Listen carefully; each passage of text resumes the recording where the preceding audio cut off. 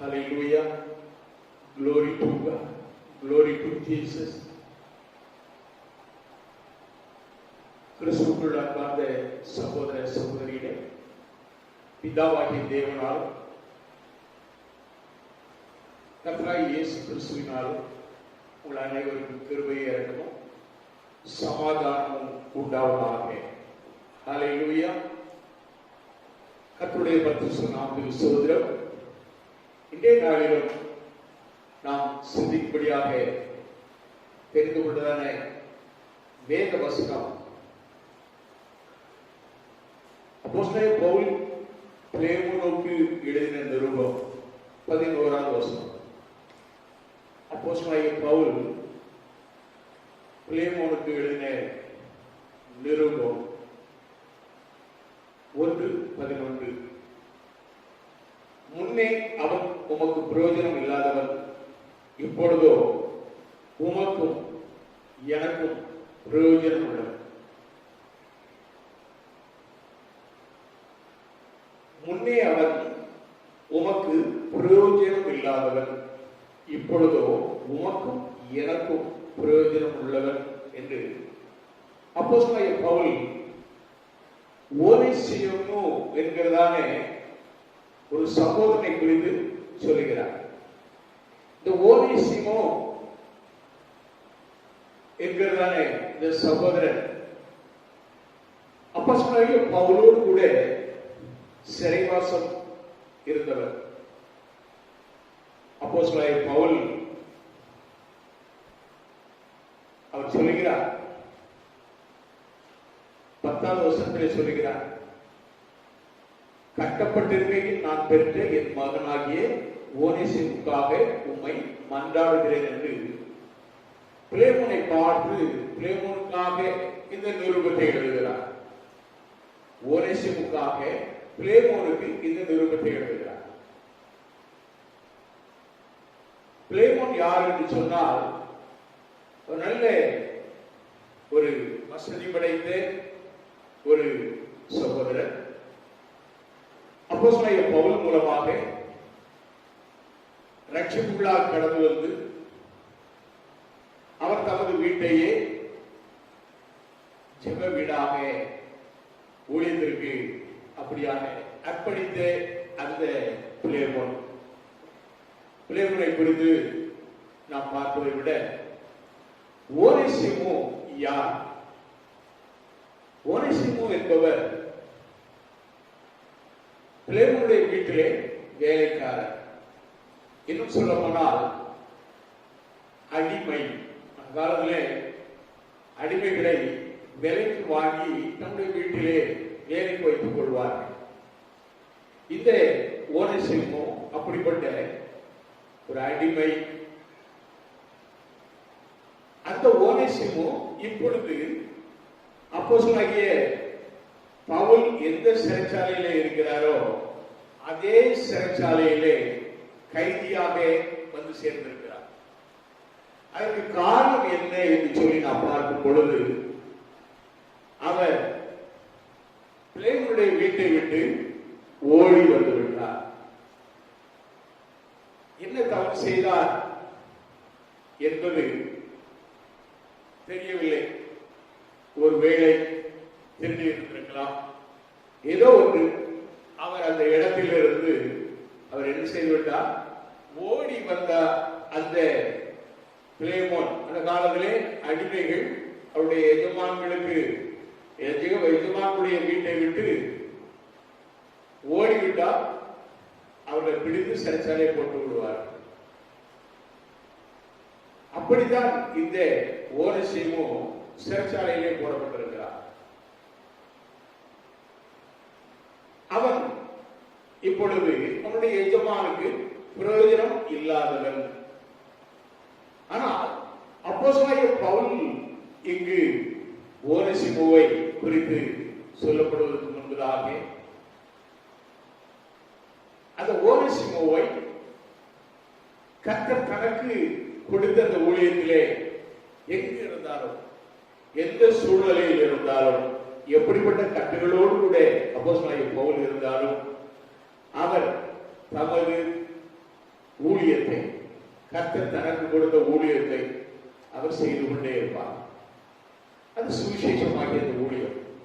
அப்படித்தான் அப்போஸ்தலனாகிய பவுல் என்ன செய்கிறார்? ஓனேசிமுக்கு இயேசு கிறிஸ்துவை குறித்து சொல்லி அவனிடத்திலே ஒரு மாறுதலை கொண்டு வருகிறார். ஒரு காரியத்தை சொல்ல விரும்புகிறேன். எப்பொழுது பிரயோஜனம் உள்ளவன் என்று அவர் குறிப்பிடுகிறாரே, ஒவ்வொரு மனுஷனுடைய வாழ்க்கையிலும் பிரயோஜனம் உள்ள ஒரு வாழ்க்கை, பிரயோஜனம் இல்லாத ஒரு வாழ்க்கை என்று காணப்படும்.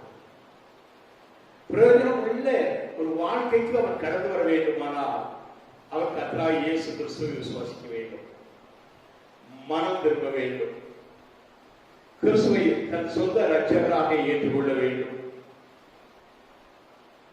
இப்படி ஆண்டவராகிய இயேசு கிறிஸ்துவை அவன் ஏற்றுக்கொள்ளும் பொழுது அவனுடைய வாழ்க்கையிலே, மனம் திரும்புதலின் வாழ்க்கையிலே அவன் என்ன செய்கிறான்? ஒரு விசுவாசியாக மாறுகிறான். இயேசு கிறிஸ்துவை விசுவாசித்து அந்த விசுவாசத்திற்குள்ளாக கடந்து வருகிறான்.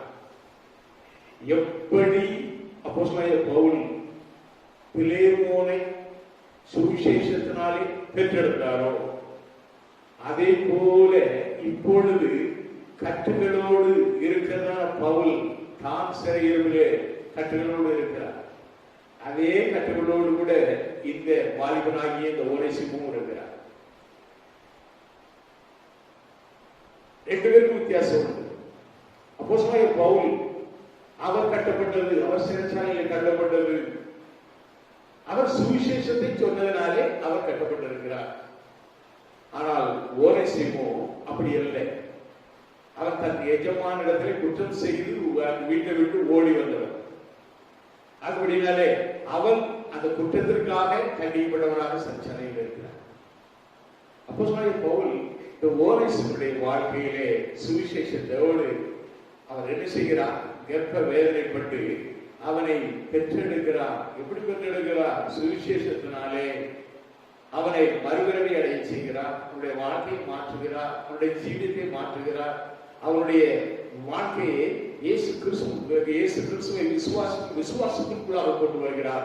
அப்படிப்பட்ட ஒரு விசுவாச வாழ்க்கைக்கு அவன் வந்துவிட்டான், அவன் மாறிவிட்டான் என்பது அவனுடைய நடக்கையிலே தெரியும். எந்த ஒரு மனிதன், பிரயோஜனமில்லாத மனிதன் கூட இயேசு கிறிஸ்துவனுடைய வாழ்க்கையில் வந்துவிட்டால் அவன் வாழ்க்கை பிரயோஜனமாக மாறிவிடும். அவன் வாழ்க்கையும் பிரகாசமாக மாறிவிடும். அவனை பார்க்கும் பொழுது அவனிடத்தில் ஒரு பிரகாசத்தையும் பார்க்கலாம். இதுதான் ரட்சிக்கப்பட்ட ஒரு மனிதனுக்கும் ரட்சிக்கப்படாத ஒரு மனிதனுக்கும் உள்ள வித்தியாசம்.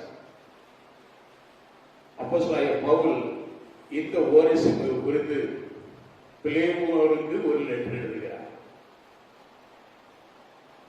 அந்த லெட்டரிலே இப்பொழுது அவர் என்ன சொல்கிறார்? இப்பொழுது ஓனேசிமு விடுதலையாக போகிறார். அந்த விடுதலையாக போகிற அந்த ஓனேசிமுவை பிலேமோனிடத்திலேயே அனுப்ப அவனுக்கு ஒரு ரெக்கமெண்டேஷன் லெட்டர் தான் இந்த பிலேமோனுக்கு எழுதினது. அப்போஸ்தலனாகிய பவுல் அவர் சொல்லும் பொழுது கட்டப்பட்டிருக்கையில், அதாவது நான் சிறைச்சாலையில் கட்டப்பட்டிருக்கையில் நான் பெற்ற என் மகனாகிய ஓனேசிமுக்காக உம்மை மன்றாடுகிறேன் அப்படின்னு சொல்றார். அருமையான தேவனுடைய பிள்ளைகளே, இடத்திலே நாம் ஒன்றை நாம் கவனமாக பார்க்க வேண்டும்.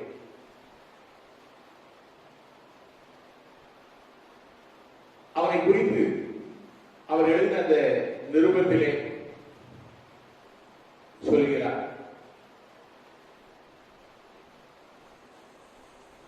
ஓனேசிமு என் உள்ளம் போல் இருக்கிறார், அவனை நீர் ஏற்றுக்கொள்ளும் என்று ரெக்கமெண்டேஷன் பண்ணுகிறார். அதோடு கூட மட்டுமல்ல, 13ஆம் வசனத்திலே சுவிசேஷ நிமித்தம் கட்டப்பட்டிருக்கிற எனக்கு ஊழியம் செய்யும்படி உமக்கு பதிலாக அவனை என்னிடத்தில் வைத்துக் கொள்ள வேண்டும் என்று இருந்தேன். ஆனாலும் நீர் செய்யும் நன்மை நன்மையை கட்டாயத்தினால் அல்ல, மனப்பூர்வமாய் செய்யத்தக்கதாக நான் உம்முடைய சம்மதி இல்லாமல் ஒன்றும் செய்ய எனக்கு மனதில்லை என்று கூறி அவன் என்றைக்கும் உம்முடையவனாய் இருக்கும்படிக்கும் இனிமேல் அவன் அடிமையானவன் அல்ல, அடிமையானவனாக அல்ல, அடிமையானவனுக்கு மேலானவனாகவும் பிரியமுள்ள சகோதரனாகவும் இருக்கும்படிக்கும் கொஞ்ச காலம் உம்மை விட்டு பிரிந்து போனானாக்கும் என்று அவனை குறித்து சொல்கிறார். அவன் அந்த அடிமையில் இருந்து அவன் ஓடி வந்ததற்கான ஒரு விளக்கத்தை கொடுக்கிறார். காரணம் என்ன? இப்பொழுது ஓனேசிமோ ஒரு பெரிய ஒரு மாற்றத்தோடு காணப்படுகிறார். விசுவாச வாழ்க்கையை கடந்து கொண்டார். இயேசு கிறிஸ்துவை விசுவாசித்து அந்த சுவிசேஷத்தை ஏற்றுக்கொண்டு தேவனுடைய குமாரனாகிய இயேசு கிறிஸ்துவை அவன் இப்பொழுது விசுவாசிக்க ஆரம்பித்து விட்டான். அவனுடைய இருதயம் கிறிஸ்துவை நம்பி ஒரு திறனான ஒரு விசுவாச வாழ்க்கையிலே காணப்படுகிறது. ஆனாலும் பிலேமோனை குறித்து நான் ஏற்கனவே சொல்லி இருக்கிறேன். அந்த பிலேமோ பவுலுடைய ஊழியத்தினாலே சுவிசேஷத்தினாலே மாற்றப்பட்டவர். 7வது வசனத்திலே பிலேமோன் நிருபத்திலே 7வது வசனத்திலே நான் வாசிக்கும் பொழுது, சகோதரனே, பரிசுத்தவான்களுடைய உள்ளங்கள் உம்மாலே இளைப்பார்ந்தபடியால் உம்முடைய அன்பினாலே மிகுந்த சந்தோஷமும் ஆறுதலும் அடைந்திருக்கிறோம்.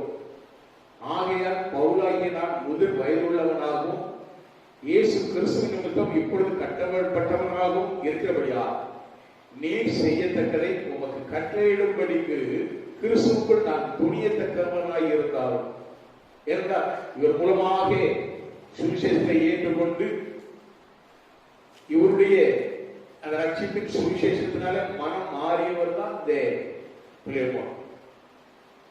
இவருக்கு கட்டளை கொடுக்க கூட அதிகாரம். எப்பொழுது சுவிசேஷத்தினாலே ஒரு ஆத்மாவை பெற்றெடுக்கிறோமோ அந்த ஆத்மாவை குறித்த ஒரு கரிசனம், ஒரு எல்லாமே ஒரு ஊழியக்காரனுக்கு உண்டு. அந்த ஊழியக்காரன் அவர்களுடைய அதிகாரம் செலுத்தவும் அதிகாரம். அவர்கள் தவறான பாதைக்கு சென்று விடக்கூடாது, தப்பான வழிகளிலே சென்று விடக்கூடாது, தவறான செய்யத்திலே அவர்கள் போய்விடக் கூடாது என்பதற்காக அப்படியாக அவர்களுடைய வாழ்க்கையிலே ஒரு மாற்றத்தை கொடுத்த அந்த சுவிசேஷம், அந்த சுவிசேஷ வாழ்க்கையிலே, அந்த ரட்சிப்பின் வாழ்க்கையிலே, அந்த ரட்சிக்கப்பட்ட அந்த விசுவாச வாழ்க்கையிலே எப்படி ஏதாவது ஒரு பிறழ்கள் வரக்கூடாது என்று சுவிசேஷகன் ஊழியக்காரர் அவர்களை கண்காணித்துக் கொண்டே இருப்பார். அப்படி அவர்களை ஏதாவது ஒரு இடத்திலே தப்பான இடத்திலே பார்த்தால் அவர்களை கண்டிப்பதற்கும் அந்த ஊழியக்காரனுக்கு அதிகாரம். காரணம் என்ன? அவன் ஊழியத்தினாலே சுவிசேஷத்தினாலே அவர்களை பெற்றெடுத்திருக்கிறான். கர்ப்ப வேதனை அவனுக்கு தான் தெரியும். ஒரு தாய் எப்பொழுது ஒரு பிள்ளையை பெறும்பொழுது கர்ப்ப வேதனையோடு அந்த பிள்ளையை பெற்றெடுக்கிறார். அந்த தாய்க்கு தான் தெரியும் எவ்வளவு கர்ப்ப வேதனையோடு அந்த பிள்ளையை பெற்றெடுக்கிறார். அதை போலதான் சுவிசேஷத்தினாலே ஒரு பிள்ளையை பெற்றெடுக்கும் பொழுது அந்த ஆத்மாவை மாறுதலடை செய்து சுவிசேஷத்தினாலே இயேசு கிறிஸ்துவை விசுவாசிக்கும் அந்த விசுவாசத்துக்குள்ளாக கொண்டு வருவதற்கு ஒவ்வொரு ஊழியக்காரனும் எடுக்கிற முயற்சிகள், அந்த முயற்சியிலே அவனை மீட்டெடுத்து அவனுடைய கட்டளையிலிருந்து அவனுடைய பழக்க வழக்கங்களிலிருந்து, தீய பழக்க வழக்கங்களிலிருந்து, துன்மார்க்க ஜீவியத்திலிருந்து, பிரயோஜனம் இல்லாத வாழ்விலிருந்து அவனை பிரயோஜனம் உள்ளவனாக மாறுதலை செய்கிற அந்த சுவிசேஷம் இருக்கிறதே, அது சொல்ற ஒரு கர்ப்ப வேதனையோடு கூட அவனை பெற்றெடுக்கிறதான காரியம்.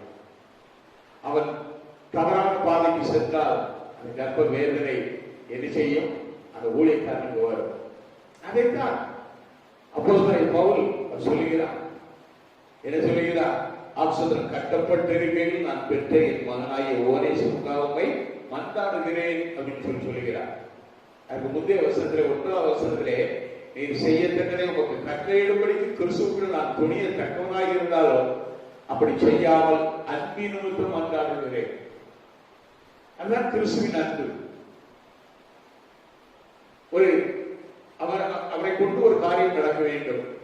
அது கிறிஸ்துவின் அன்போடு கூட அதிகாரம் செய்யலாம். அதிகாரம் செய்வதற்கு தகுதி இருந்தாலும் கூட அந்த அன்போடு கூட மன்றாடுகிறார். காரணம் என்ன? இந்த ஓனேசிமு அந்த பிலேமோனை விட்டு ஓடி வந்தவன், தவறு செய்துவிட்டு வந்தவன். அப்படினாலே அந்த ஓனேசிமுவை அனுப்பும் பொழுது அப்போஸ்தலனாகிய பவுல் என்ன செய்கிறார்? அவனை நீ ஏற்றுக்கொள்ளும். 12வது வசனத்தில் சொல்ற, அவனை நான் உங்களிடத்திற்கு அனுப்புகிறேன், என் உள்ளம் போல் இருக்கிற அவனை நீ ஏற்றுக்கொள்ளும் என்று அவர் சொல்கிறார். அருமையான தேவனுடைய பிள்ளைகள், ஒவ்வொரு மனிதனுடைய வாழ்க்கையிலும் பிரயோஜனம் உள்ள வாழ்க்கை, பிரயோஜனமற்ற ஒரு வாழ்க்கை. இயேசு கிறிஸ்து அவர் உன்னுடைய வாழ்க்கையிலே வருவதற்கு முன்பதாக உன்னுடைய வாழ்க்கை பிரயோஜனமற்ற வாழ்க்கை தான். சுவிசேஷத்தினாலே இயேசு கிறிஸ்துவை ஏற்றுக்கொண்டு உன்னுடைய ஜீவியத்திலே அந்த சத்தியத்தை அறிகிற அறிவிலே நீ வளர்ந்து விசுவாச வாழ்க்கையிலே நீ வரும் பொழுது உன் வாழ்க்கை பிரயோஜனம் உள்ளதாக மாறுகிறது. உன் பாவ வாழ்க்கையிலிருந்து நீ விடுபட்டு கிறிஸ்துவை விசுவாசிக்கும் விசுவாச வாழ்க்கையிலே விசுவாசத்தோடு எந்த ஒரு எதிர்ப்புகள் வந்தாலும், பிரச்சனைகள் வந்தாலும், போராட்டங்கள் வந்தாலும், அந்த விசுவாசத்திலும் கிறிஸ்துவை அறிகிற அறிவிலும் நம்பிக்கையிலும் நீ வளர்ந்து கொண்டிருப்பாய். அதுதான் அந்த விசுவாச வாழ்க்கை, பிரயோஜனம் உள்ள வாழ்க்கை. இனி பழைய வாழ்க்கை அல்ல, புது வாழ்க்கை. அந்த புதிய வாழ்க்கைக்குள்ளாக நாம் கடந்து வருகிறோம். பழையவைகள் ஒழிந்து போயின, எல்லாம் புதியதாய். அப்படிப்பட்ட ஒரு புதிய ஜீவித்துக்குள்ளாக நாம் கடந்து வருகிறோம். அருமையான தேவனுடைய பிள்ளைகளே, பிரயோஜனமுள்ள ஒரு வாழ்க்கை தான் மனிதனுக்கு மிகுந்த ஆசீர்வாதமான ஒரு வாழ்க்கை.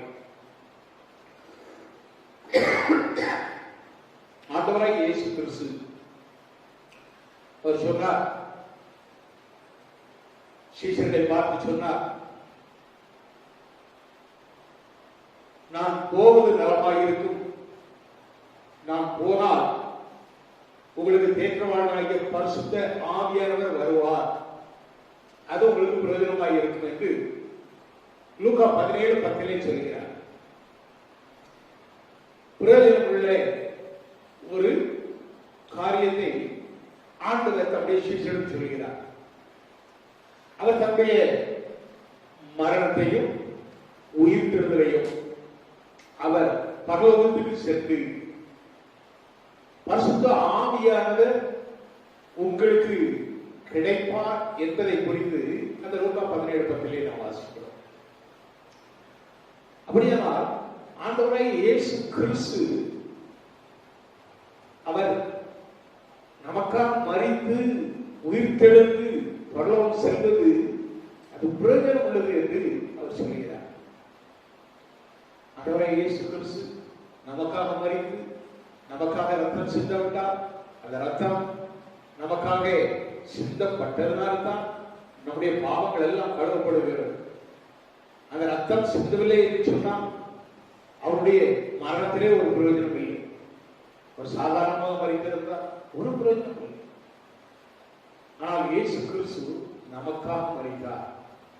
நமக்காக இப்பொழுது உயிர்த்தெழுந்து பரலோக தேவனுடைய வலதுபார்சத்திலிருந்து நமக்காக வேண்டுதல் செய்கிறவராய் இருக்கிறார், பரிந்து பேசுகிறவராய் இருக்கிறார். நமக்காக பரிசுத்த ஆவியானவரை நமக்கு அனுப்பியிருக்கிறார். அந்த பரிசுத்த ஆவியானவர் நமக்காக வாக்கு கடனாக பெருமிச்சங்களோடு வேண்டுதல் செய்கிறவராய் இருக்கிறார். இப்படிப்பட்ட பாக்கியம் நமக்கு கிடைக்கிறது. நம்முடைய வாழ்க்கை கிறிஸ்துவுக்குள்ளாக வரும்பொழுது நாம் இப்படிப்பட்ட ஒரு பிரயோஜனமான ஒரு ஆசீர்வாதத்தை நாம் என்ன செய்கிறோம்? பெற்றுக் கொள்கிறோம். அதுதான் பிரயோஜனமான ஒரு வாழ்க்கை. இன்னைக்கு அநேக பிரயோஜனம் இல்லாத ஒரு வாழ்க்கையிலே கடந்து செல்கிறார். நாம் யோபு புத்தகத்திலே 21:15 நாம் வாசிக்கும் பொழுது அங்கு யோபு பக்தர் இப்படியாக சொல்கிறார். என்ன சொல்கிறார்? சர்வ வல்லவரை வைக்க அவர் யார், அவரை நோக்கி ஜெபம் பண்ணுவதனால் நமக்கு பிரயோஜனம் என்ன என்கிறார்கள் என்று துன்மார்க்கரை குறித்து சொல்லுகிறார். ஆண்டவரை விட்டு பின்வாங்கியவர்களை குறித்து சொல்கிறார். இயேசு கிறிஸ்துவை மறுதலிக்கிறவர்களை குறித்து சொல்கிறார். பிரயோஜனமான இந்த வாழ்க்கைக்கு கடந்து வந்துவிட்டு மீண்டும் பாவ பழக்க வழக்கங்களே செல்லுகிறார்களே, அவர்கள் சொல்லுகிற வார்த்தை தான் இந்த வார்த்தை. அவர் யார் என்று கேட்டு விடுவார். இயேசு கிறிஸ்துவை அறியாதவர்கள் ஒரு பக்கம் இந்த வார்த்தையை சொல்லுகிறார்கள். இயேசு கிறிஸ்துவை அறிந்தவர்களும் சர்வ வல்லவரை நாம் சேவிக்க அவர் யார், அவரை நோக்கி ஜெபம் பண்ணுவதனால் நமக்கு பிரயோஜனம் என்ன என்று நிறைய பேர் நான் ஜெபித்து பார்த்தேன், என்ன பிரயோஜனம் அப்படின்னு சொல்லிட்டு சில கொஸ்டின் சில நேரத்தில் போடுறாங்க. ஆனால் விசுவாசம் அவர்களுக்குள்ளே எப்படி இருக்கிறது, எந்த விதமான விசுவாசத்தோடு இருக்கிறார்கள் என்று நாம் என்ன செய்ய வேண்டும், பார்க்க வேண்டும். அவர்களே சுய பிரயோஜனம் அதிகமாக காண்போம். இந்த வாழ்க்கையிலே விசுவாச வாழ்க்கை கடந்து வந்த பிறகு அவருடைய வாழ்க்கை சுய பிரயோஜனமாக காணப்படுகிறது.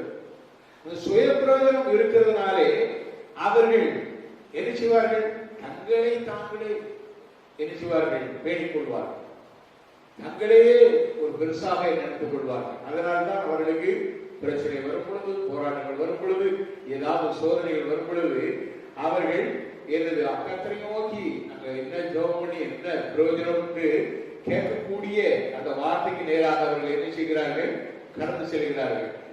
அருமையான தேவனுடைய பிள்ளைகளே, சோதரம் நாம் வேதத்திலே 1 கொரிந்தியர் 10ஆம் அதிகாரத்திலே 24வது வசனத்தை வாசிக்கும் பொழுது அந்த அப்போஸ்தலனாகிய பவுல் கொரிந்தி சபைக்கு எழுதுகிறார், ஒவ்வொருவரும் தன் சுய பிரயோஜனத்தை தேடாமல் பிறனுடைய பிரயோஜனத்தை தேட கடவன் அப்படின்னு சொல்லுகிறார்.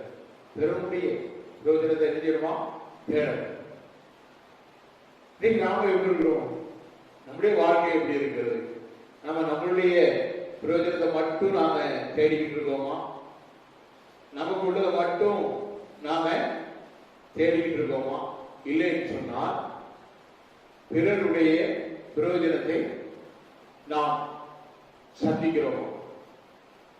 யாக்கோபு சொல்லுகிறார், யாக்கோபு எழுதின நிருபத்திலே 2ஆம் அதிகாரம் 16ஆம் வசனத்திலே இப்படியாக சொல்லுகிறார், உங்களில் ஒருவன் அவர்களை நோக்கி நீங்கள் சமாதானத்தோடு போங்கள், குளிர்காலத்திலிருந்து பசியாருங்கள் என்று சொல்லியும் சரீரத்துக்கு வேண்டியவர்களை அவர்களுக்கு கொடாவிட்டால் பிரயோஜனம் என்ன?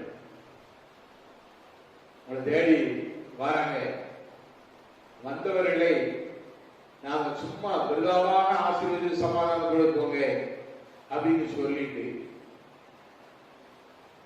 அவர்களை பார்த்து வெறும் வாயினால குளிர் காய்ந்து பசியாருங்கள் அப்படின்னு சொல்லிட்டு சரீரத்திற்கு வேண்டியவர்களை அவர்களுக்கு கொடாவிட்டால் பிரயோஜனம் என்ன? இன்னைக்கு அப்படித்தான் இருக்கிறாங்க. இந்த மாதிரி சூழ்நிலையில யாரும் வேலைக்கு போவாங்க, யாருக்கும் என்னது வருமானம் இல்லாம கையில காசு இல்லாம இருக்கிற நாட்கள்ல நீங்க அப்படி இருங்க, இப்படி இருங்க, வீட்டு விட்டு வெளியில வராதங்க, அதை செய்யுங்க இது செய்யுங்கன்னு சொல்லிட்டு, ஆனா அவங்களுக்கு தேவைகளை சந்திக்கும்படியான ஒரு பிரயோஜனமான ஒரு வார்த்தை கூட அரசாங்கம் என்ன செய்வதில்லை, சொல்வதில்லை, அது சொல்வதும் இல்லை, அப்படிப்பட்ட திட்டங்களை கொடுப்பதும் இல்லை, அவர்களுக்கு வேண்டிய காரியங்களை செய்வதும் இல்லை.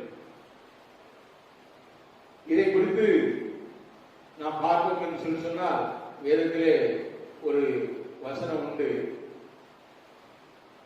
அந்த வசனம் இப்படியாக சொல்லுகிறது. என்ன சொல்லுகிறதுனா,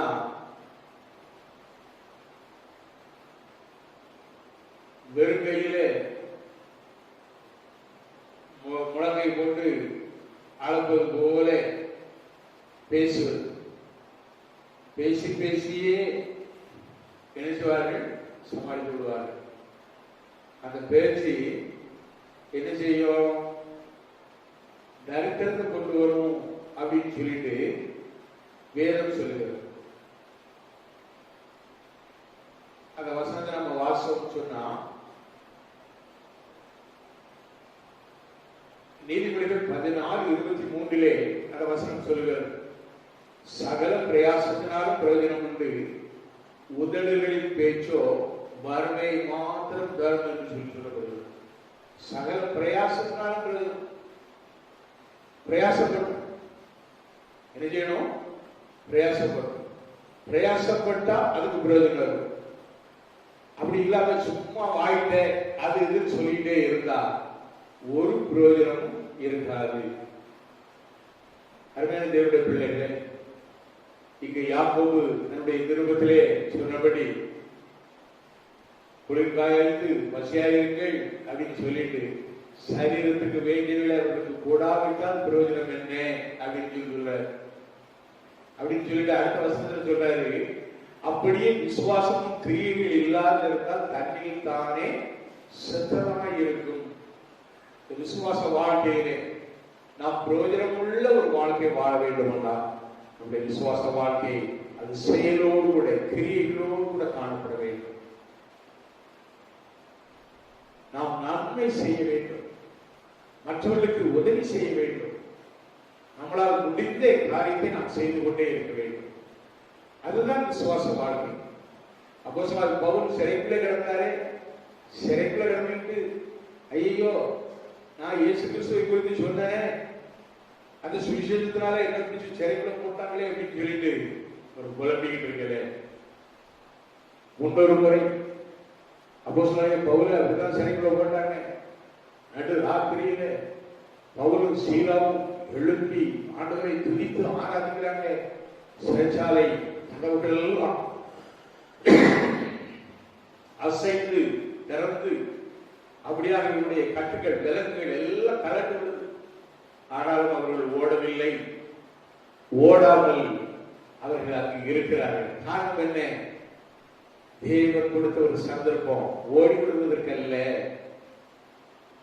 இவங்கெல்லாம் தறி கொண்டு போறார். சிறைச்சாலை கதவுகளெல்லாம் திறந்து போறார். இயேசு கிறிஸ்துவை அந்த இடத்திலே சொல்லி ஆத்ம ஆதாயத்தை செய்துவிட்டு தான் அந்த இடத்தை விட்டு கடந்து செல்ல வேண்டும் என்று அவர்கள் அங்கே இருந்தார்கள்.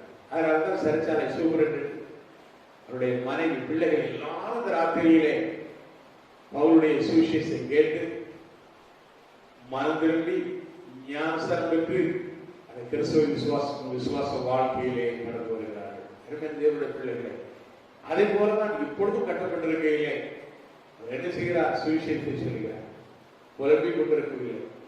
சுவிசேஷத்தை தன்னை போல ஒரு சிறைச்சாலையிலே வந்திருக்கிற வாலிப சகோதரர் அவனை குறித்து விசாரித்த பொழுது அவன் தன்னுடைய நெருங்கிய அதே வேளையிலே தன்னுடைய சுவிசேஷத்தினாலே ரட்சிக்கப்பட்ட ஞானஸ்தானம் பெற்ற பிள்ளைமோ நல்ல ஒரு ஐஸ்வர்ய சம்பன்னன். அவன் தன்னுடைய வீடையே ஜெப வீடாக எப்பொழுதெல்லாம் பவுல் செல்வாரோ அங்கே பிரசங்கம் பண்ணுவதற்கு, சபை நடத்துவதற்கு எல்லா விதமான காரியங்களையும் அவர் ஆயத்தம் பண்ணி கொடுப்பவர். அப்படிப்பட்ட சகோதரர் வீட்டிலிருந்து ஓடி வந்து விட்டான் என்று சொல்லப்படுவது அவனையும் சுவிசேஷத்தினாலே மாற்றுகிறார். அவனுடைய பிரயோஜனம் இல்லாத இந்த சிறையிருப்பு வாழ்க்கை இப்பொழுது சிறைக்கு வந்ததினாலே, இந்த சிறைக்கு வந்ததினாலே அவருடைய வாழ்க்கை பிரயோஜனமாக மாறப்படுகிறது. அல்லேலூயா. பிரியமானவர்களே, சகோதரர், அருமையான சகோதர சகோதரிகளே, ஓரிசுடைய வாழ்வை பிரயோஜனம் உள்ளவனாக ஆண்டவர் மாற்றினார். நாம் வேதத்திலே 1 தீமோத்தேயு 4:8 நாம் வாசிக்கும் பொழுது அங்கு அப்போஸ்தலனாகிய பவுல் தீமோத்தேயுக்கு எழுதின அந்த நிருபத்திலே அவர் சொல்கிறார். என்ன சொல்கிறார்? 1 தீமோத்தேயு 4:8 லூக்கா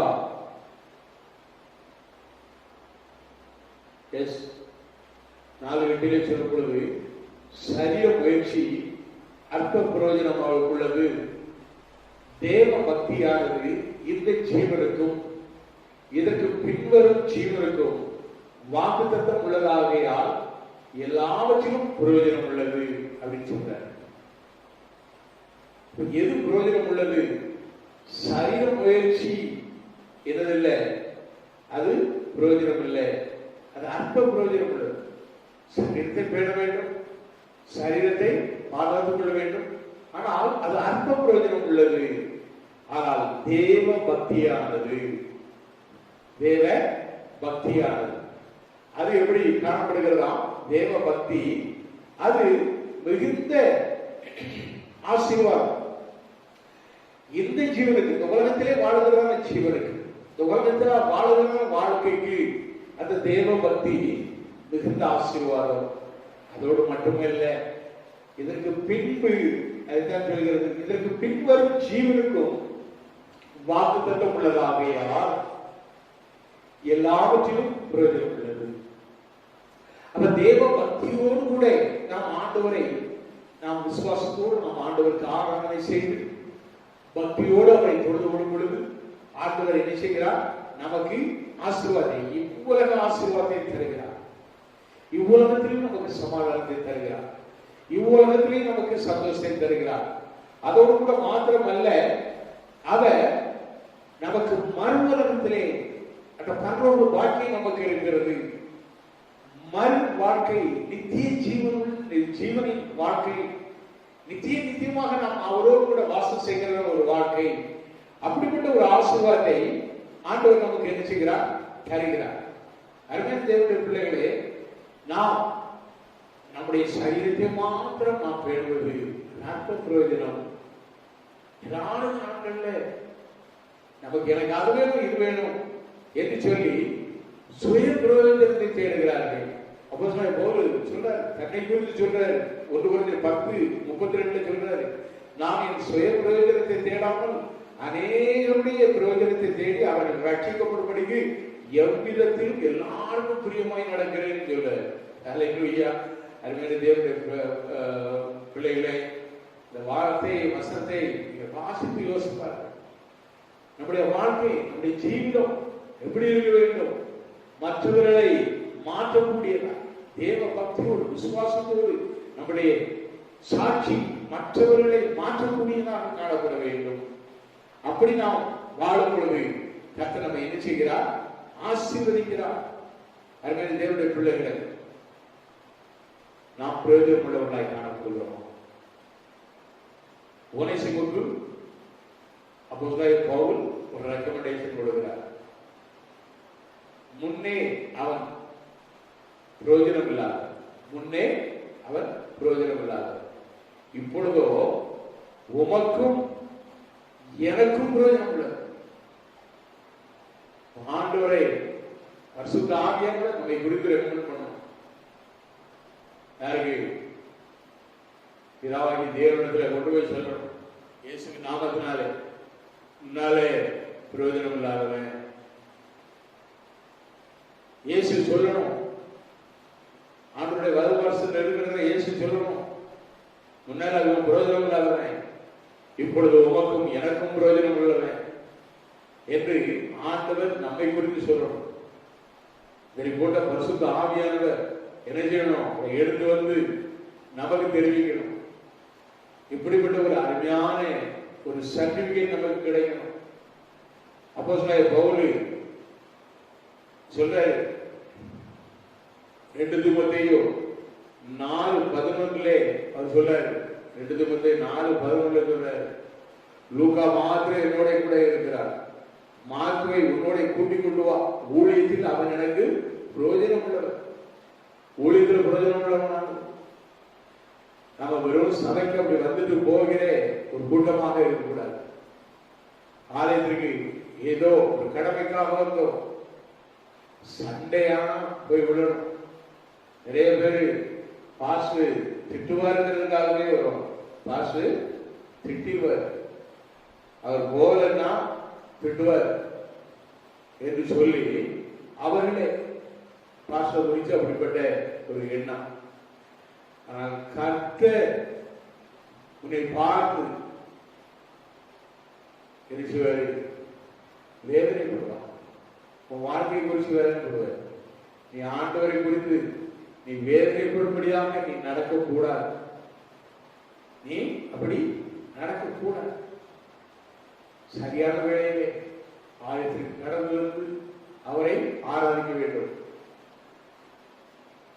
இந்த ஆராதனையின் நாளிலே நீ ஆண்டவருடைய சமூகத்தை நீ எப்படி வாஞ்சியோடு கூட தேடுகிறார், உன்னுடைய ஜீவிதம் எப்படி காணப்படுகிறது, நீ ஆண்டவராய் இயேசு கிறிஸ்துவை உன்னோடு கூட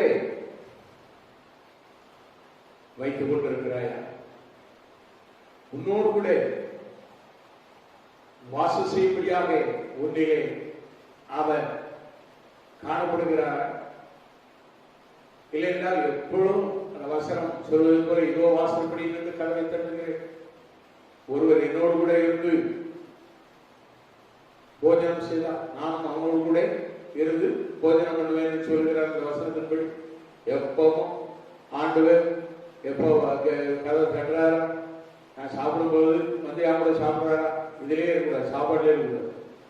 உன் வாழ்க்கையை எப்படி இருக்கிறோம், எப்பொழுதும் என்னோடு கூட வாசம் செய்ய வேண்டும், என்னோடு கூட என்ன செய்யணும், இருக்கணும், எப்பொழுதும் எனக்குள்ளே வாசம் செய்யணும். அதனால்தான் பெருமான் பாடினார், எங்களுக்குள்ளே வாசம் செய்யும் ஆவியானவரே, இந்நாளில் உன் சித்தம் போல் நடத்தி செல்லும் ஐயா. வாழ்க்கையில ஆண்டவர் ஆவியானவர் உனக்குள்ளே என்ன செய்யணும், அப்படியே இருந்து கிரியை செய்து கொண்டே இருக்க வேண்டும். உனக்குள்ளே இருந்து வாழ்க்கையை வளமாக்கிக் கொண்டே இருக்கு, அபிஷேகத்தாரை நிரப்பிக் கொண்டே இருக்கு, பாத்திரம் நிரப்பி வழியும். அப்படிப்பட்ட ஒரு ஆசீர்வாதம் உனக்கு வேணுமா? அப்படி நீ இருந்தால் அபிஷேகத்தோடு உன்னுடைய ஜெபம், அபிஷேகத்தோடு ஆராதனை, அபிஷேகத்தோடு சத்தியத்தை நீ கேட்டு அந்த சத்தியத்தை உட்கொண்டு நீ வாழ்ந்தால், அந்த சத்தியத்தை நீ மற்றவர்களுக்கு நீ சொல்லும் பொழுது ஆத்மா ஆதாயம் செய்யப்படும். அதுதான் பிரயோஜனம் உள்ள வாழ்க்கை. வாழ்க்கை நாளுக்கு நாள் ஆண்டவருடைய கிருபையிலே விருத்தி அடைந்து நீ மற்றவர்களுக்கு சத்தியத்தை சொல்லி உன்னுடைய சாட்சியை சொல்லி மற்றவர்களை கிறிஸ்துவண்டைக்கு வழிநடத்துவது, கட்டப்பட்ட மனிதர்கள் எல்லாம் கட்டவிழ்த்து விடத்தக்கதானே ஒரு வாக்கியத்தோடு வாழ்வது. அதுதான் பிரயோஜனமுள்ள வாழ்க்கை. இந்த பிரயோஜனமுள்ள வாழ்க்கையிலே நீ வரும் பொழுது ஆண்டவர் நினைச்சுவார், உன்னை ஆசீர்வதிப்பார். அருமையான தேவனுடைய பிள்ளைகள், வேத வசனத்திலே நாம் இப்பொழுது ஒரு வசனத்தை நாம் இப்பொழுது வாசிப்போம். 2 தீமோத்தேயு 3ஆம் அதிகாரம் 16-17 நான் வாசிக்கும் பொழுது 2 தீமோத்தேயு 3ஆம் அதிகாரம் 16-17 வேத வாக்கியங்கள் எல்லாம் தேவ ஆவியினால் அருளப்பட்டிருக்கிறது. தேவனுடைய மனுஷன் தேர்ந்தவனாயும் எந்த நற்கிரியை செய்ய தகுதி உள்ளவனாகவும் இருக்கும்படியாக அவைகள் உபதேசத்திற்கும், கடிந்து கொள்வதற்கும், சீர்திருத்தலுக்கும், நீதியை படிப்பதற்கும் பிரயோஜனம் உள்ளவர்களாக இருக்கிறது என்று சொல்லப்பட்டிருக்கிறது. அருமையான தேவனுடைய, ஒவ்வொரு நாளும் வேதத்தை வாசி, வேதம் உன்னை மாற்றும். அந்த வேதம் உனக்கு சத்தியத்தை போதிக்கும். அந்த வேதத்தின் உபதேசத்தை நீ கேட்டு அந்த உபதேசத்திற்கும், அந்த கடிந்து கொள்வதற்கும், சீர்திருத்தலுக்கும், நீதியை படிப்பதற்கும் நீ என்ன செய்ய ஒப்புக்கொடு. உன் வாழ்க்கை பிரயோஜனம் உள்ளதாக மாறும். ஆண்டவர் உன் வாழ்க்கையை பிரயோஜனம் உள்ளதாக மாற்றுவார். உன் வாழ்க்கை பிரயோஜனம் உள்ளதாக மாறப்படும்படி கர்த்தர் உன்னை ஆசீர்வதிக்க விரும்புகிறார். அருமையான தேவனுடைய பிள்ளைகளே, இந்த புரோவன் இந்த நிருபத்திலே நான் வாசிக்கும் பொழுது அவர் சொல்கிறார்,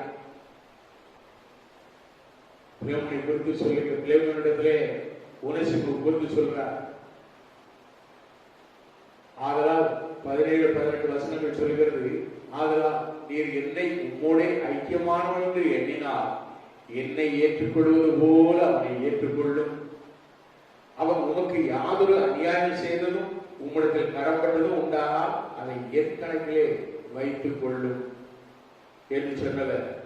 பவுலாகிய நான் இதை என் சொந்த கையாலே எழுதினேன், நான் அதை செலுத்தி தீர்ப்பேன். நீர் உம்மைத்தாங்க எனக்கு கடனாக செலுத்த வேண்டும் என்று நான் உமக்கு சொல்ல வேண்டியதில்லையே. பாத்தீங்களா, இவர் ஏற்கனவே பிலேமோனை சுவிசேஷத்தினாலே என்ன செய்திருக்கிறார், மாற்றி அவரை பெற்றெடுத்திருக்கிறார்.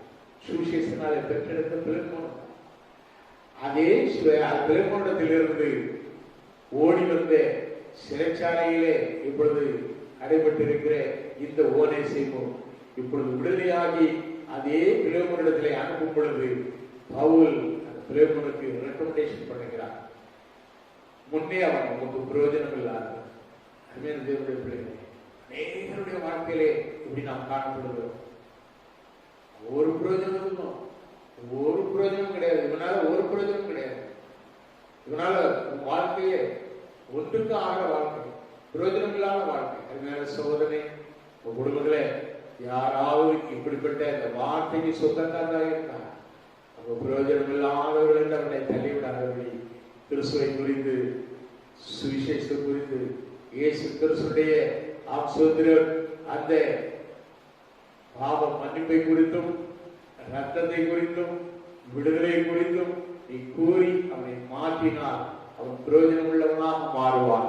நிச்சயமாக அவனுடைய வாழ்க்கையிலே ஒரு மாறுதலை காண முடியும். அருமையான தேவனுடைய பிள்ளைகளை, என்னையும் இந்த நாளிலே ஒரு ஊழியக்காரனாக மாற்றியது அப்படிப்பட்ட ஒரு சுவிசேஷம் தான். பிரயோஜனம் இல்லாத என்னுடைய வாழ்க்கை பிரயோஜனமுள்ள ஒரு வாழ்க்கையாக மாறியதற்கு சுவிசேஷமே காரணம். அருமையான தேவனுடைய பிள்ளைகளை, கர்த்தர் தாமே இந்த நாளிலே பிரயோஜனம் இல்லாத ஒரு வாழ்க்கை பிரயோஜனம் உள்ளதாகும்படி மாறுதலை செய்ய கர்த்தர் வல்லவராயிருக்கிறார். இப்பொழுதோ அவன் உமக்கும் எனக்கும் பிரயோஜனம் உள்ளவன் என்று உங்களை குறித்து என்னை குறித்து சொல்லத்தக்க ஒரு வாக்கியத்தை நாம் பெற்றிருக்கிறோமா? சிந்தித்து பாருங்கள். நம்முடைய வாழ்க்கை பிரயோஜனம் உள்ளதாக மாற வேண்டும், சாட்சி உள்ள வாழ்க்கையாக மாற வேண்டும். மற்றவர்களை என்ன செய்ய வேண்டும்? அந்த ஆத்மாவை ஆதாயப்படுத்தும் ஒரு வாழ்வு நமக்கு இருக்க வேண்டும். அப்படிப்பட்ட கிரியைகள் நமக்கு இருக்க வேண்டும். நான் ஒரு விசுவாசி என்று நாம் சொல்லிக் கொண்டு இருப்பதை விட நாம் என்ன செய்ய வேண்டும்? கிரியைகளிலே அந்த விசுவாசத்தை காண்பிக்க வேண்டும். அதனால்தான் அப்போஸ்தலர் யாக்கோபு சொன்னாரே, 2:17 2:26 அவர் சொன்ன அந்த வார்த்தை என்ன சொன்னால், ஆக்சத்ரம் மனுஷன் விசுவாசத்தை 24வது வசனத்தில் சொல்றாரு, மனுஷன் விசுவாசத்தினாலே மாத்திரமல்ல கிரியைகளினாலேயும் நீதிமானாக்கப்படுகிறார் என்று நீங்கள் காண்கிறீர்களே என்று. 26வது வசனத்தில் சொல்றாரு, ஆவியில்லாத சரீரம் செத்ததாய் இருக்கிறது போல கிரியைகள் இல்லாத விசுவாசமும் செத்ததாய் இருக்கிறது. விசுவாசமும் கிரியைகள் இல்லாத இருந்தால் தன்னில் தானே செத்ததாய் இருக்கும் என்று 17வது வசனத்தில் 2:17 சொல்கிறார்.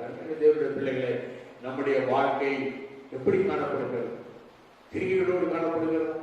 நம்மிடத்தில் இந்த கிரியைகள் உண்டானால் நாம் பிரயோஜனம் உள்ளவர்களாய் மற்ற பிரயோஜனமற்ற ஆத்மாக்களை கிறிஸ்துவண்டைக்கு நாம் அழைத்து வர வேண்டும். இன்றைய நாட்களிலே நம் ஆலயத்திலே கடந்து வந்து ஆராதிக்க முடியாத இந்த கொரோனா 19 காரணத்தினாலே நாம் லாக்டவுன் காலத்தை நாம் இருந்து கொண்டிருக்கிறோம். ஆனாலும் ஒரு நாள் நிச்சயமாக இந்த கதவுகள் எல்லாம் திறக்கப்படும். அடைக்கப்பட்ட கதவுகள் திறக்கப்படும்.